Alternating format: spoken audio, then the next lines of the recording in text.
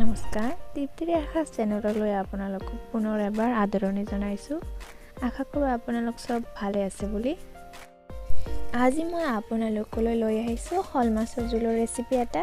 এই শল মাছৰ জোলখিনি মই একেবাৰে সহজ পদ্ধতিত ঘৰতে উপলব্ধ কেইপদমান সামগ্ৰী ব্যৱহাৰ কৰি বনাইছোঁ, যদিও ই খাবলৈ কিন্তু বহুতে টেষ্টি হৈছে। তো বলক পলম নকৰি ভিডিঅ'ৰ মাজলৈ যাওঁ। এয়া চাওক, মায়ে মাছ কাটিছে।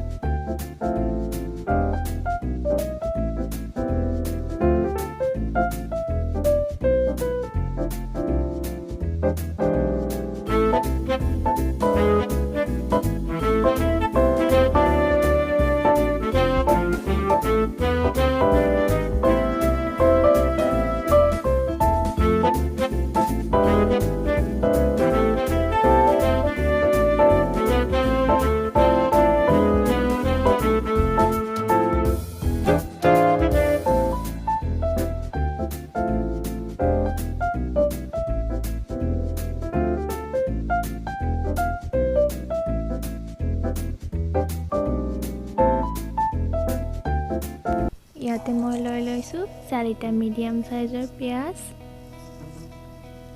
ইয়াতে শুকান জলকীয়া 10টামান শুকান জলকীয়া লৈ লৈছোঁ। এয়া ধনিয়া পাত আৰু এয়া নহৰু। এতিয়া মই মছলাখিনি ৰেডি কৰি লওঁ। এয়া মই জলকীয়াখিনি বাটি লৈছোঁ। এয়া অকণমান বগা সৰিয়হ বাটি লৈছোঁ। এতিয়া মই পিঁয়াজখিনি বাটি লওঁ। ইয়াতে মই মিডিয়াম সাইজৰ 4টামান পিঁয়াজ লৈছোঁ।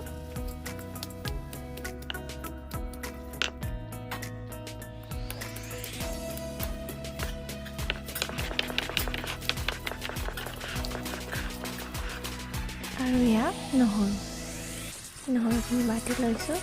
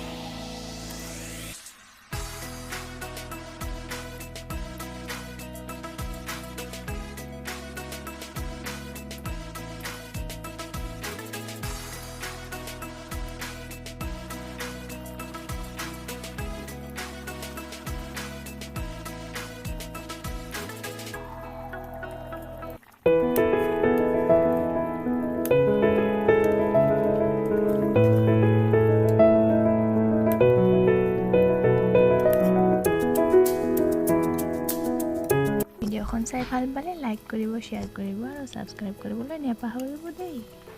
আজি ইয়াতে সামৰিছোঁ, আকৌ উভতিম নতুন ভিডিঅ'ৰ লগত।